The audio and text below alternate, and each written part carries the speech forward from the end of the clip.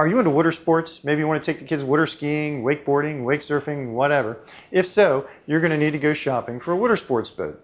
So let's talk about some of the most important things that you need to look for.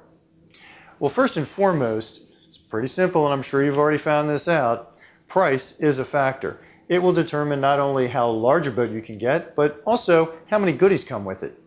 Speaking of goodies, one of the most important things you'll need to consider about a modern wake sports boat is just how it makes a wake. Now, this is a little more complex than it sounds because many of today's boats have ballast tanks, big trim tabs, even hull design comes into play. And these factors work together to allow you to change the wake. You can make it small for water skiing, or you can make it huge for wake surfing.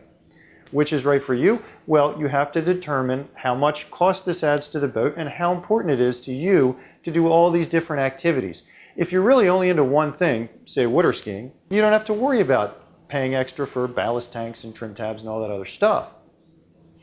The next thing you'll want to consider is the boat's control system.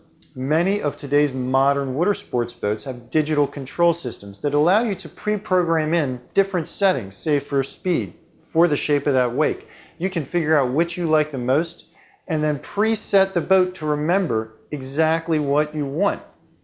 Now, these digital control systems also get you stuff like cruise control.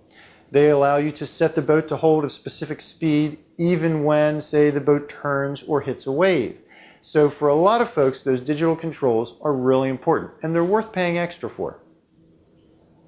Another thing to consider, drive systems. Now, historically, water sports boats were straight inboards, but today, many folks really like V-drive inboards, and some people prefer stern drives, and today you also get to choose, if you want a stern drive, between a traditional and a forward drive.